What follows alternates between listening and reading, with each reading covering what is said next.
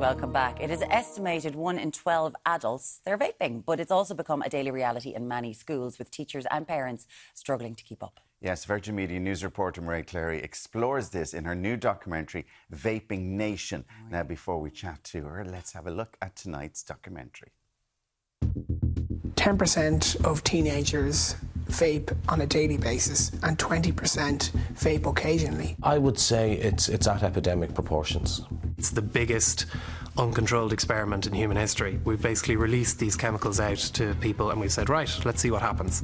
The tactics that they used to use to get teenagers hooked on tobacco products is now the exact same playbook that we're seeing happen in real life now, 50 years later. And how could something so bright, so colourful, that tastes so good be bad for you? If the legislation came out and banned flavours, you would have a free-for-all in terms of illicit trade. At every street corner you would be having illegal products sold, and the people who are doing this sort of business are probably not the type of people we want in our communities.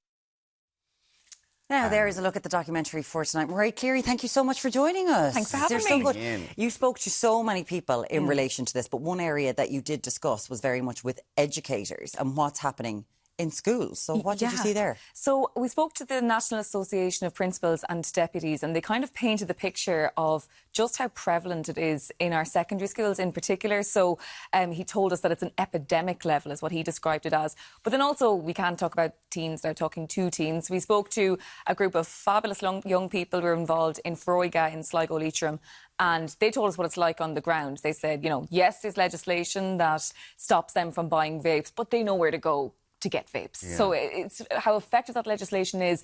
And then I learned, which I found actually quite surprising, is how damaging nicotine can be to a developing brain. So that's under the age of 25. It can affect your mood, your concentration, your learning ability. And then if you're under the age of 25 and you are trying to quit vapes, you might be 17 or 18 years old, you could have someone in your classroom who is an addict trying to get off the substance they're addicted to. Like, imagine how irritable that person is, and you're telling them they have the biggest exam of their life coming up. So that kind of stress all adds to it. And there was also examples of it where there was students who had collapsed in the schools, and obviously people didn't realise what it was from. 100%, yeah. So this is the thing. People don't know how they're going to react, and they're not designed for children. And that's what they are. Teenagers, unfortunately, are children. But when these vapes are designed, it was seen as a way to help people get off cigarettes. And when the use of tobacco started to stagnate or go down, Big Tobacco, very handily, started to acquire different vaping companies. There's not a tobacco company in the world that hasn't invested in some way in vaping and then market it to young people. I don't blame teenagers for vaping. It's made it sound delicious, fruity and fun and colourful. See, this is the thing, isn't it, that when you have these big tobacco companies now getting involved in it, and there was one that stood out to me watching the documentary when somebody said it's the biggest uncontrolled experiment in history.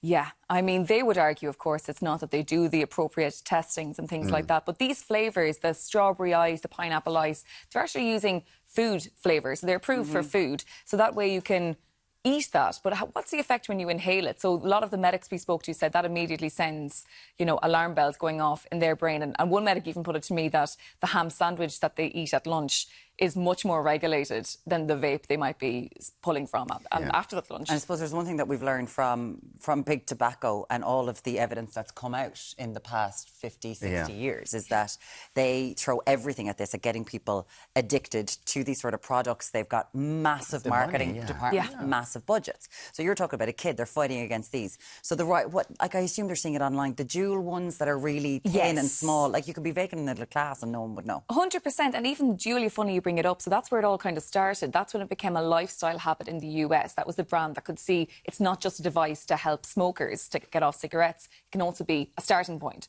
So Juul became cool in the US. The UK market copied, and anything that happens in those two countries ends up falling here as well. So it's very subtle. People can get away with sucking on a vape very quickly. Indoors, I don't know about you, but I've even seen signs in pubs saying no vaping indoors. Because because I don't smoke and I'm always a non-smoker, but if somebody sat beside me and start vaping away and these plumes of smoke coming, I would ask them to move. Yeah. But I suppose for lots of people, they did start this because they did want to get off the cigarettes. Yes. And they saw it as maybe a safer way of just giving up the cigarettes. Exactly. And there is benefits. I mean, you're not smoking, the tobacco, that tar in your lungs isn't happening. But nicotine is so highly addictive. And the other issue is, of course, a cigarette tells you when it's over. There's nothing else to smoke. All you have is a choice to put it out. A vape will never tell you it's done. You could pull off a vape for like 2 days before it starts to flash and say its battery's low. So it doesn't have that sense. Constantly going. Yes. Okay, so I suppose one thing that, talking to some teachers, they're like, listen, when people were smoking, they stank. Like, maybe sitting there spraying the links, like coming in, the smell of want off them and the, like chewing them.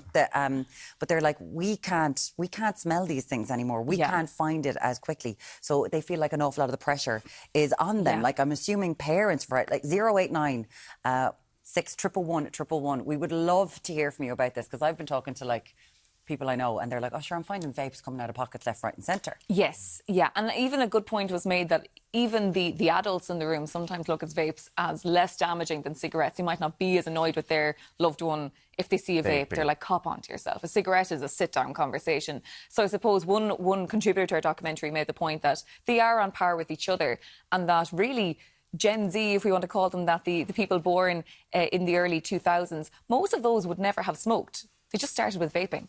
And if you start vaping underage, you are something like 10 times more likely to smoke as an adult.